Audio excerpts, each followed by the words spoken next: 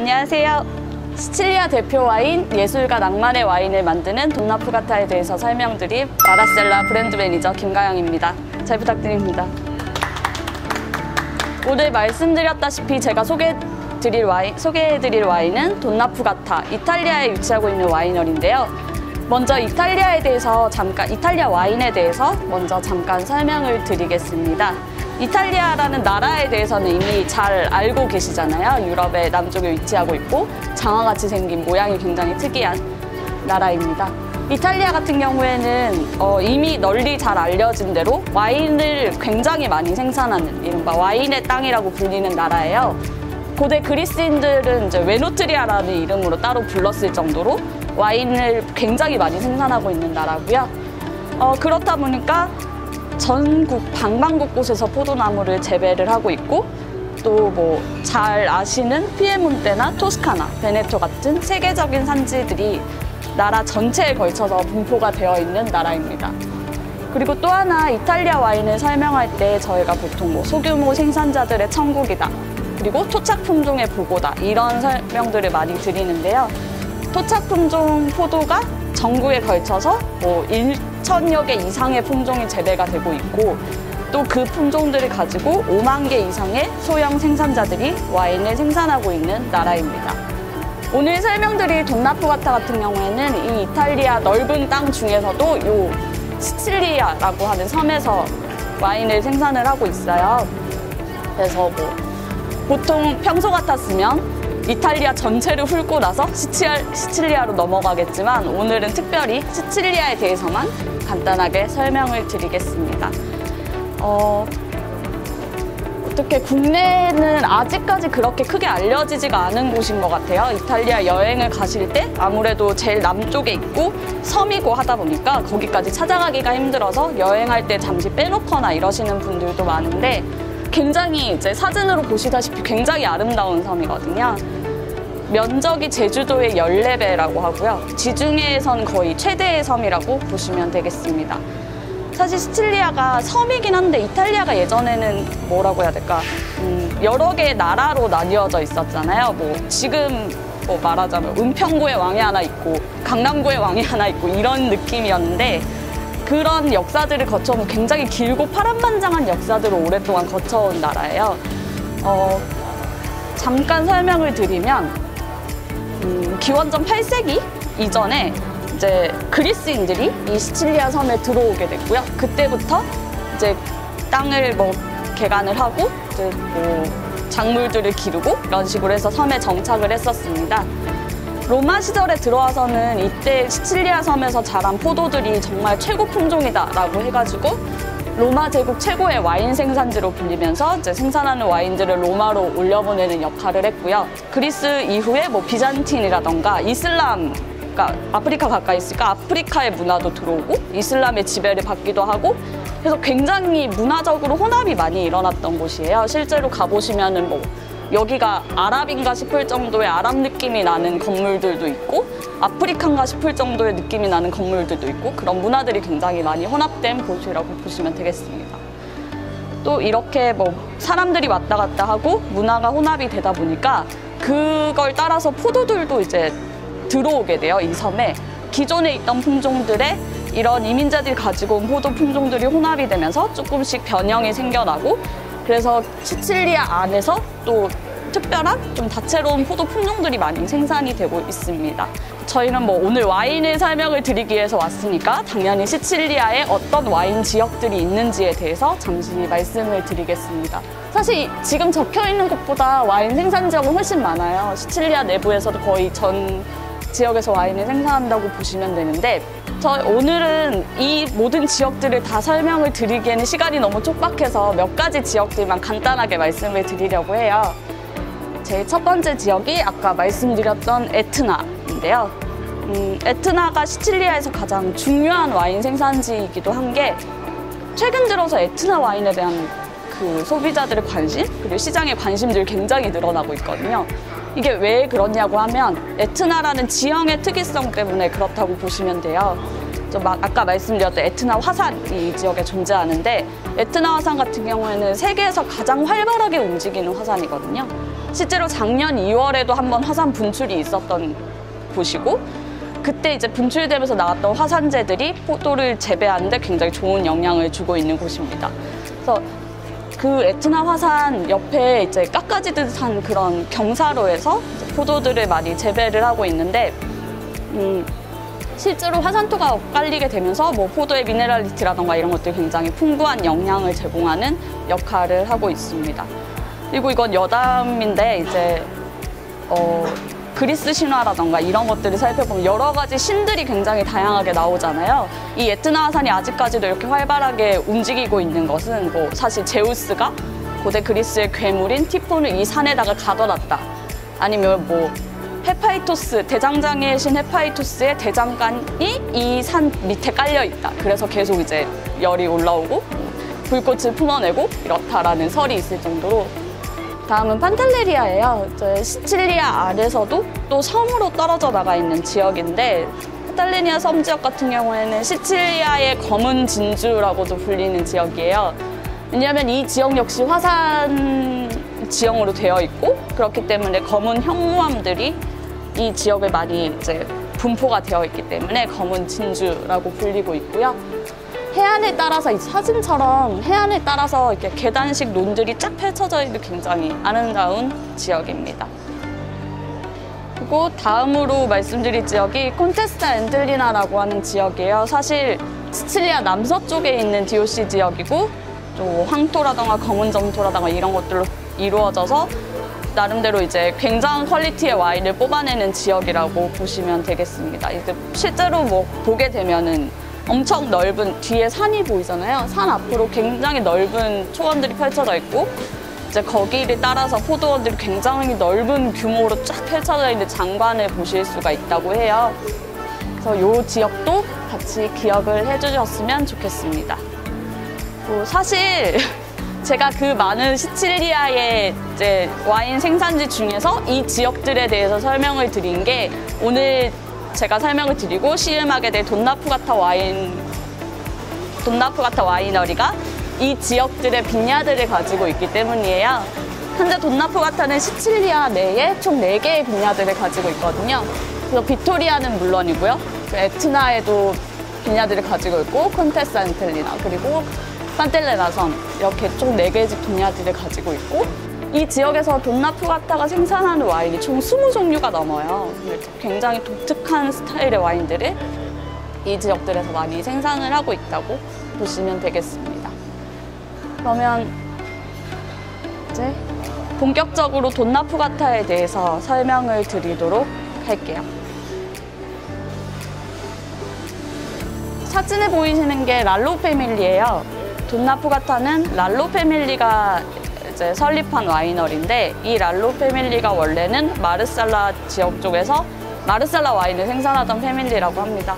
명실상부 시칠리아 최고의 와이너리이기도 하고, 또 한 가지 말씀을 드리고 싶은 거는 이게 돈나푸가타 같은 경우는 그란디 마르키의 회원사이라는 점인데, 이 그란디 마르키라는 게 이제 이탈리아에 있는 프리미엄급 와인 생산자들 가문들의 모임이거든요. 그 총 19개의 생산자들이 이제 소속이 되어 있는데, 그 중에 한 곳이 이제 돈나푸가타라고 생각을 하시면 되겠습니다.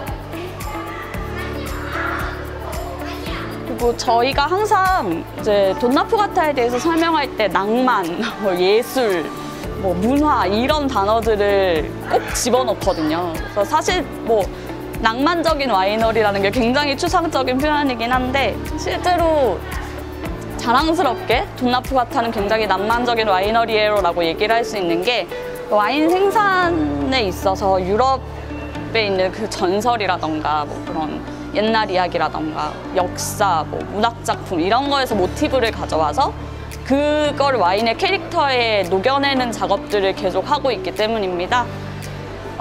각각의, 그렇다 보니까 돈나푸가타가 아까 한 20종류의 와인을 생산을 한다고 말씀을 드렸는데, 그 20종의 와인이 각각 저마다의 스토리를 가지고 있고, 그 스토리에 맞는 레이블들을, 지금도 보시면 아시겠지만 레이블이 굉장히 화려하거든요.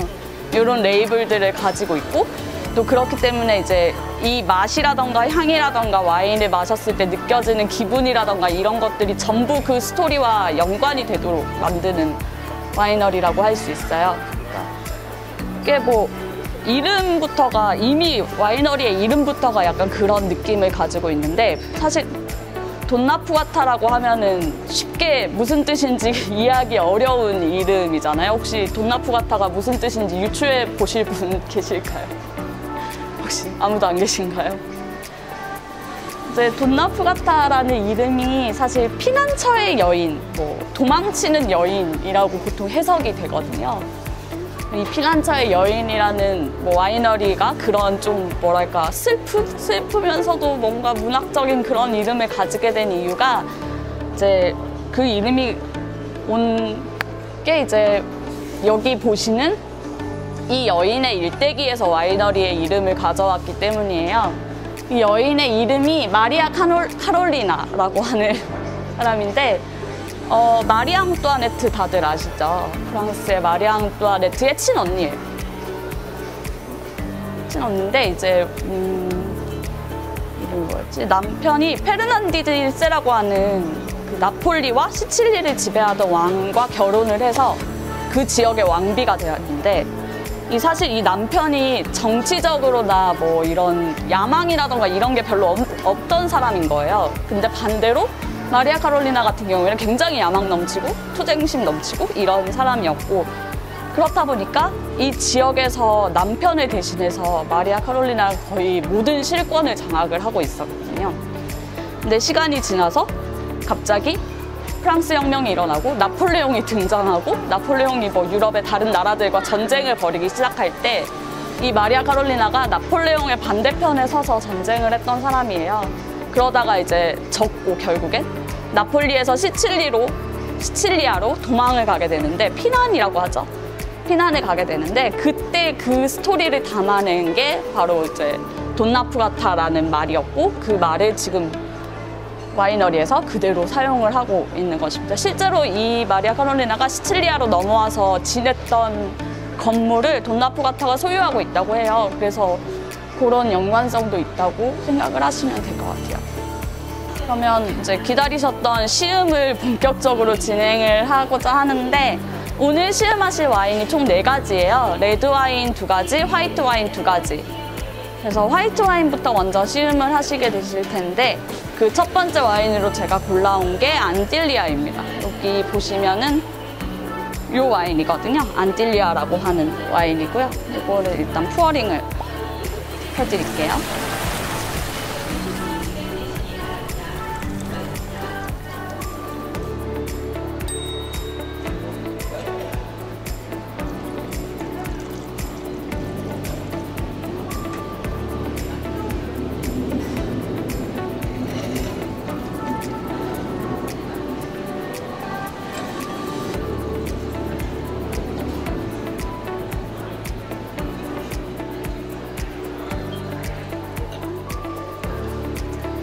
잠시 와인의 향이 올라오기를 기다리면서 이제 와인의 스토리를 잠깐 설명을 드릴게요.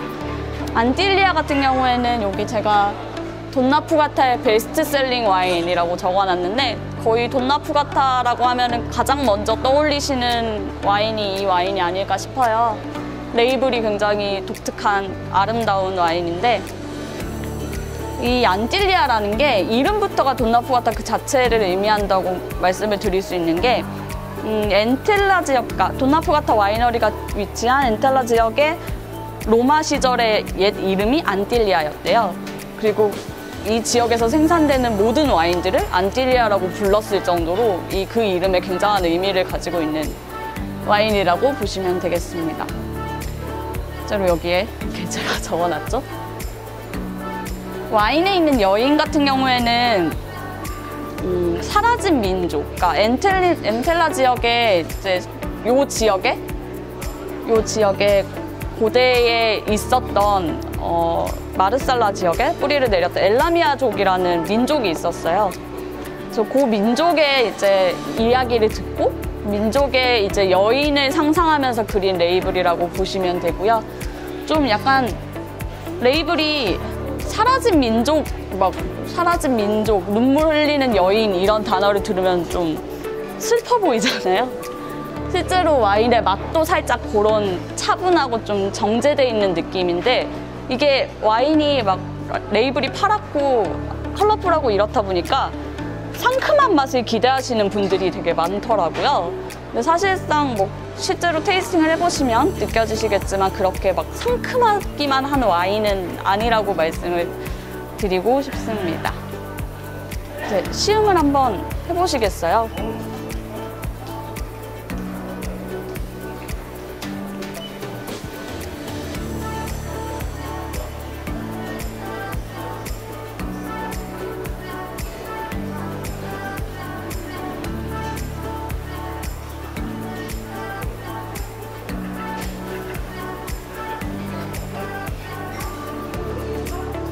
어떠세요?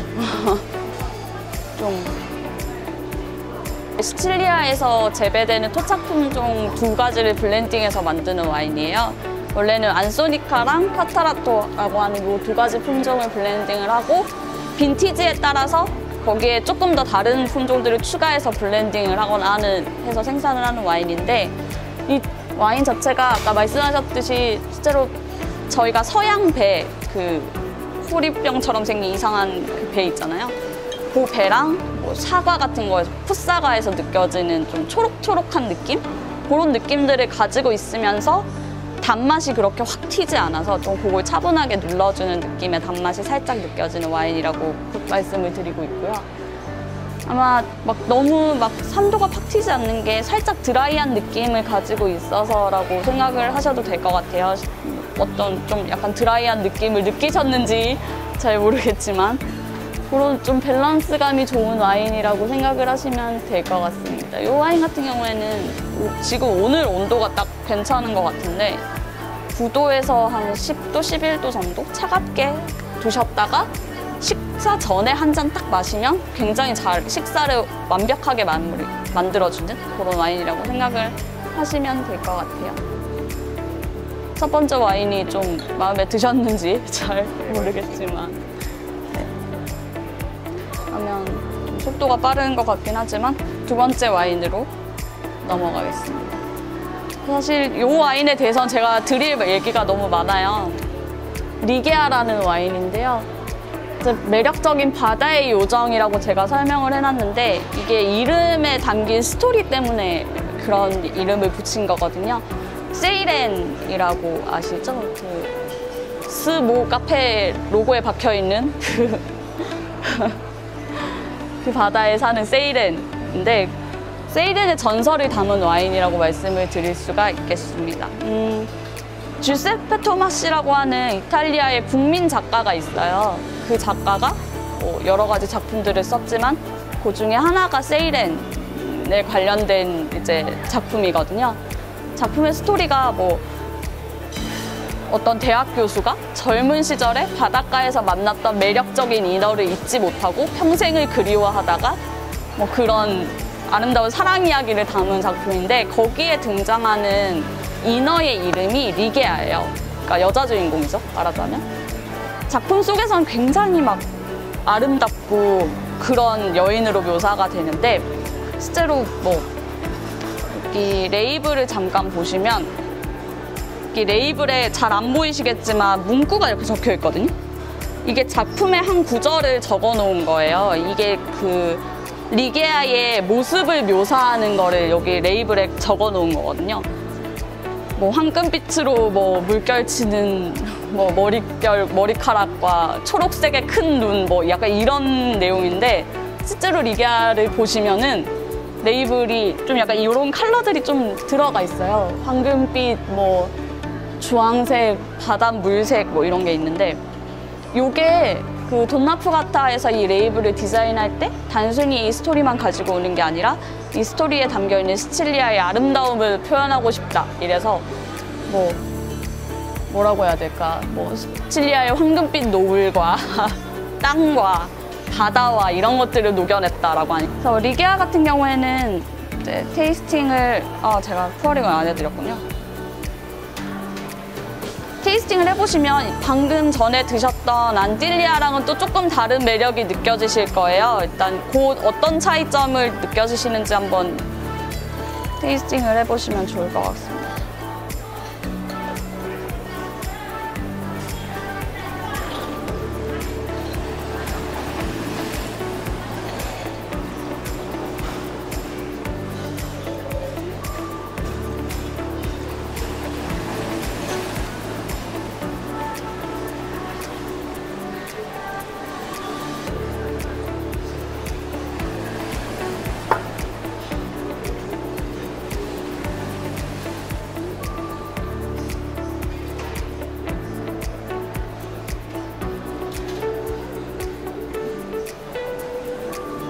이 와인은 시칠리아에서밖에 드셔보실 수가 없으실 거예요.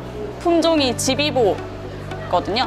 이름이 굉장히 익숙하지 않은 이름이 갑자기 등장했는데 시칠리아, 특히 판탈레리아에서만 자라는 토착 품종이라고 말씀을 드릴 수 있고요. 이 지역의 자랑과도 같은 품종이라고 생각하시면 되겠습니다. 좀 특징, 이 품종에 대해서 오늘 사실 웬만하면 품종이라던가 양조 방식이라던가 이런 거에 대해서 별로 설명을 안 드리려고 했는데 지비보 같은 경우에는 조금 품종에 대해서 설명을 드려야 될 부분이 있을 것 같아요. 지비보 같은 경우에는 뭐 판탈레리아 지역, 시칠리아에서는 지비보라고 쓰지만 사실 미스카도바 알렉산드리아라고 하는 굉장히 긴 이름의 품종과 동일한 품종이거든요. 이 품종 같은 경우에는 원래 북아프리카랑 그리스가 고향이에요. 아까 말씀드렸다시피 시칠리아 섬에 뭐 이래저래 뭐 여러 가지 민족들이 들어와서 지내고 하면서 그때 이제 이 품종이 같이 들어왔다는 이야기가 있는데 사실상 뿌리는 그렇긴 하지만 이 긴 시간 동안 여러 가지 다른 품종들이랑 품종 교배라든가 아니면 조금씩의 변화가 일어나면서 사실상 지금의 지비보는 그리스나 뭐 북아프리카가 고향이다라고 말하기가 조금 애매한, 그래서 사실상 판탈레리아의 토착 품종이라고 말씀을 드릴 수가 있을 것 같아요. 아카시아라던가 꿀이라던가 뭐 흰색 꽃, 뭐 백합이라던가 이런 좀 화사한 느낌의 향들이 그런 것들이 좀 특징으로 하는 와인이거든요. 그래서 실제로 지비보 100%로 만들어진 리게아 같은 경우에도 그런 기존 품종의 특징들이 좀 느껴지실 것 같고, 이전 거랑 비교해서 드셔보셨을 때 어떤 것들이 조금 다른지 느껴지시나요? 시칠리아 같은 거 약간 드라이하지. 네. 기리아 같은 경우는 드라이하지 않고 그렇게 드라이하지. 그러니까 그게 말씀드렸던 뭐 꿀의 느낌이라는 그런 것도 있겠지만 지비보가 스위트 와인 만들 때 많이 사용하는 품종이거든요. 돈나포아타에서도 벤리에라고 하는 스위트 와인을 생산을 하는데 그 와인 같은 경우에도 지비보를 사용해서 만드는 와인이고 포도 품종 자체에 살짝의 단맛을 좀 가지고 있는 와인 품종이기 때문에 그걸로 만든 와인 같은 경우에도 단맛이 꽤 느껴지는 편이라고 할 수 있을 것 같아요. 사실은 뭐 이런 것들을 항상 여쭤보게 되는데 지금 2개의 화이트 품종을 드셨잖아요. 혹시 어떤 와인이 더 맛있다라던가 이런 게 있으실까요? 리게아가 더 맛있어. 리게아요? 안 실려. 근데 이게 되게 드라이한 와인을 좋아하시는 분과 그래도 좀 약간의 스위트한 느낌을 좋아하시는 분들의 입맛에 따라서 항상 선택이 갈리더라고요. 그래서 그런 부분들이 와인을 좀 비교해서 테이스팅 했을 때 느낄 수 있는 즐거움일 것 같아요.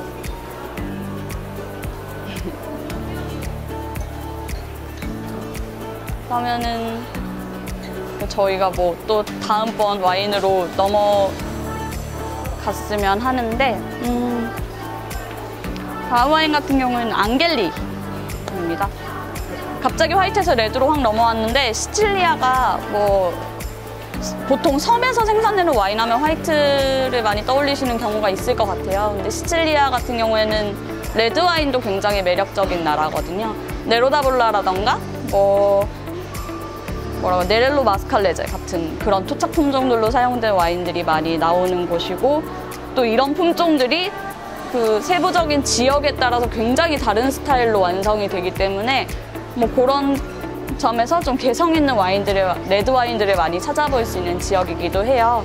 근데 오늘 가져온 오늘 실마실 앙겔리 같은 경우에는 사실 토착 품종을 사용한 와인은 아니에요. 얘는 이제 적혀 있듯이 멀롯이랑 까베네 소비뇽을 사용해서 만든 와인이거든요.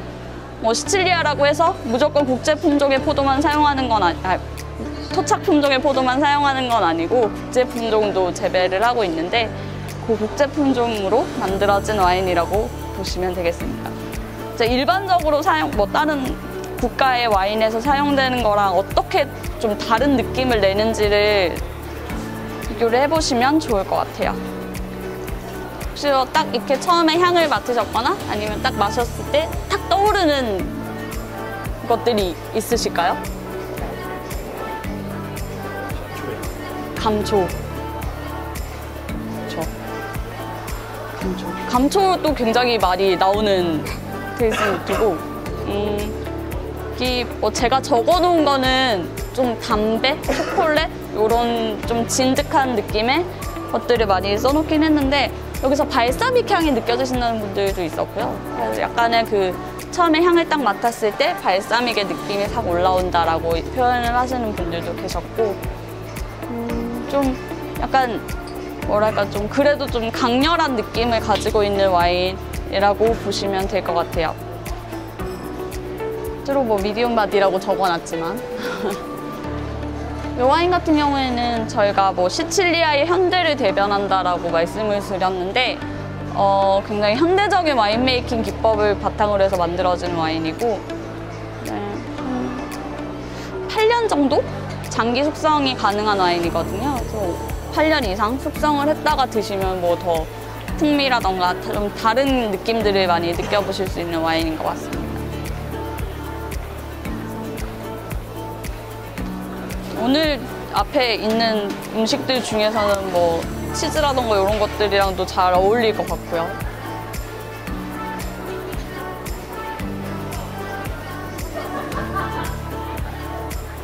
이 와인도 마찬가지로 돈나푸가타 하면 빼놓을 수 없는 게 레이블 얘기를 또 안 할 수가 없네요. 또 레이블 얘기를 빼놓을 수가 없는데 이 같은 경우에는 이제 광란의 오를란도라고 적어놨는데 사실 이건 굉장히 순화해서 문학적으로 적은 거고 미친 오를란도라고 번역이 되기도 해요. 이제 이탈리아 이번에는 시로 넘어가서 이탈리아 시인 중에 루도비코라는 시인이 있어요. 이 시인이 영웅의 일대기를 담은 서사시 뭐 이런 것들을 썼는데 거기 그 작품 중에 하나가 광란의 오를란도, 그리고 거기에 등장하는 4명의 등장인물 중에 이제 한 명이 안젤리카라고 하는 이제 여자 주인공인데 작품 속에서 굉장한 미인으로 묘사가 되거든요. 요거거든요. 요걸 오페라로 뭐 만들어가지고 공연하고 이런 건데 가운데 있는 요 인물인데 화려하죠. 작품 속에선 진짜 엄청난 미인으로 묘사가 되고 거기 작품에 나오는 기사들이 모두 이 안젤리카에게 사랑에 빠졌다가 막 헤어나오지 못하는 그런 모습들이 계속 묘사가 되는데 사실상 작품 속에서는 좀 이런 자신에 대한 기사들의 사랑을 이용해서 뭐 이용해 먹거나 뭐 이런 좀 그런 면들도 보이긴 하는데 결국에 마지막엔 진정한 사랑을 찾아서 고향으로 돌아가는, 고향이 캐세이라고 표현이 되는데 사실 고대 중국이라고 그래요. 그래서 고향으로 돌아가게 되는 그런 스토리들을 가지고 있는데 돈나푸가타가 이 와인의 그 안젤리카, 그러니까 뭐 앙겔리의 이름을 가져오게 된 게 사실 와인에 아까 드셔보셨다시피 뭐 담배라던가 카카오라던가 이런 좀 진득하면서 약간 좀 우아한 그런 아름다운 느낌들을 담아내기 위해서라고 해요. 실제로 여기 레이블에 보시면은 여기에 그 여자가 안젤리카거든요. 여기 보시면 안젤리카가 그려져 있고 말을 타고 달리는 진취적이고 강렬한 여성을 묘사를 해놨는데 여기 보시면은 손 위에 새가 한 마리 있잖아요. 저 새가 혹시 무슨 새인지 추측해 보시겠어요? 공작새. 또 뭐 다른 새, 참새는 아닐 거고요. 무슨 새일까요? 제가 팔콘이에요. 독수리. 팔콘인데 이런 아름다운 여성이 팔콘을 들고 가지고 말을 타는 아름다운 여성이 좀 이런 뭐라 그럴까 와인의 이런 부드럽고 아름다운 모습과 더불어 강렬한 향과 뭐 이런 진득한 캐릭터? 뭐 이런 것들을 표현하기 위해서라고 보시면 될 것 같습니다. 그래서 돈나푸가타에서 설명하는 앙겔리의 캐릭터 같은 경우에는 뭐 강렬하고 유혹적인 와인이다 이렇게 뭐 표현을 하거든요. 그래서 그렇다 보니까 좀 식사라던가 이런 걸 할 때도 고기류 뭐 이런 것들이랑 좀 잘 어울리는 느낌이고요. 그래서 좀 어떠세요? 레드와인은 돈나푸가타를 보통 드시게 되시면 화이트를 많이들 선택을 하시더라고요. 근데 돈나푸가타의 레드와인도 굉장히 매력적이거든요. 좀 강요하는 것 같지만. 그래서 드셔보신 느낌이 어땠는지 좀 궁금하고요.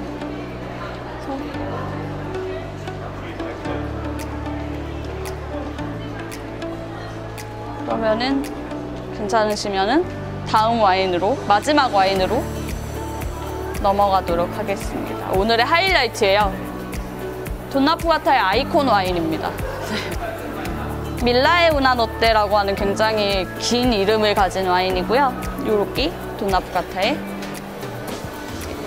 일단 포어링을 해드릴게요.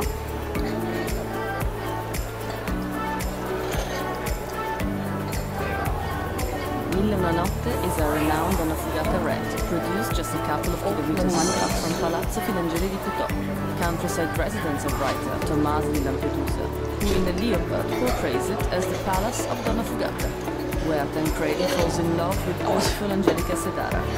Mille Una Notte is a wine that takes us to the land of dreams, the result of a sartorial viticulture obtained by using only the best red grapes harvested throughout the year, hand-picked into crates in Donafugata's vineyards in Contessa Entellina in western Sicily. Here is also located the historic family cellar, where the wine is refined for 13 months in new French oak barriques, and then 24 months in bottle. The masterpiece of Donafugata wineries, Mille Una Notte is an icon of Italian excellence in the world since 1995. With its intense ruby red color, Mille Una Notte offers an ample bouquet with fruity. 밀라에 우나노떼라는 게 와인 스토리를 먼저 이제 테이스팅을 좀 하시고 나중에 그 인상에 대해서 이야기를 듣기 전에 와인의 스토리를 잠깐 설명을 드릴게요. 밀라에 우나노떼라는 게 그 천 하루의 밤이라는 뜻이거든요. 어디서 많이 들어본 표현이지 않나요? 천 하루의 밤, 그러니까 천일야와 아라비안 나이트를 모티브로 한 와인이에요. 여기에 성이 그려져 있는, 그리고 성이 그려져 있고 별이라던가 뭐 야자수라던가 이런 게 그려져 있는데 여기 나오는 이 별들이 아라비안 나이트에서 가져온 그런 느낌들이고요. 밑에 성은 아까 말씀드렸던 마리아 카롤리나가 시칠리아에 넘어와서 머물렀던 성을 그려낸 거거든요. 아이콘 와인답게 그 돈나푸가타라는 그 이름의 유래가 어디서 왔는지를 레이블을 통해서 보여주고 있는데 이 성이 실제로 이렇게 생겼어요. 이탈리아, 뭐 시칠리아에서는 굉장히 그래도 유명한 유적지라고 하고요. 이 아까 말씀드렸던 뭐 사실 돈나푸가타라는 말을 돈나푸가타 만든 게 아니라 이 말 같은 경우에도 뭐 아까 말씀드렸던 주세페 토마시라는 그 작가가 사용했던 말이거든요. 그래서 돈나푸가타의 캐릭터를 설명할 때 정말 중요한 인물이긴 한데 이 인물이 이제 사랑하는 장소가 이곳이라고 해요.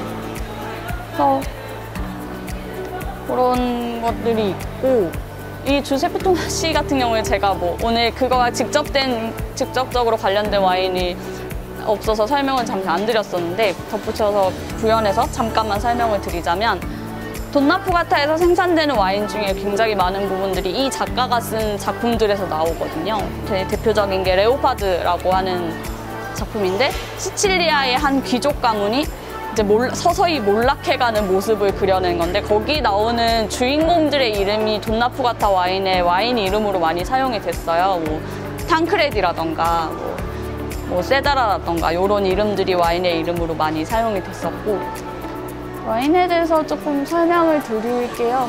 어떠셨어요? 잠시 테이스팅을 하셨을 텐데.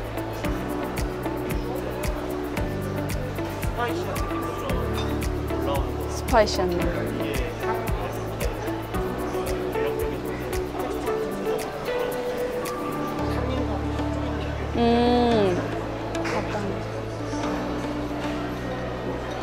뭔가 뭐라 그래야 되지? 탄닌감이 확 느껴지는다는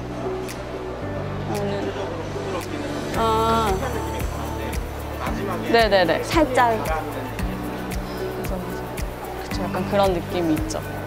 그래서 사실 뭐 여기에 제가 적어놓은 거는 블랙베리, 멀베리 뭐 이런 걸 적어놨는데 멀베리가 사실 뽕나무의 그 열매를 얘기하는 거거든요. 그런 과실 향이 딱 나면서 마지막에 살짝의 그런 스파이시함, 넘맥의 살짝의 스파이시함이 같이 느껴지는 와인. 그러니까 딱 그 테이스팅 노트 그대로의 설명을 딱 해주셨는데 그런 느낌으로 만든 와인이라고 보시면 될 것 같고요. 이 와인 같은 경우에는 네로다볼라로 만든 와인이거든요. 네로다볼라 90%에 뭐 뿌띠베르도를 살짝 블렌딩하는 그런 스타일로 만드는 와인이고, 아이콘 와인이니까 이제 뭐 원래는 안 하려고 했지만 아이콘 와인이니까 와인의 생산 방식에 대해서 잠깐 그 안에서 설명을 드리자면, 이 와인 같은 경우에는 돈나푸아타가 그 해에 이제 재배한 포도 중에서 가장 좋은 포도들만 골라서 만드는 와인이에요. 아이콘 와인답게. 그래서 그런 포도들을 선별을 해서 한 14일 정도 스킨 컨택을 해서 색깔을 내고, 그리고 24개월 정도 숙성을 프렌치 오크에서 오크통의 숙성을 진행을 하고, 그 이후에 또 1년에 더 추가 숙성을 병에서 진행을 하거든요.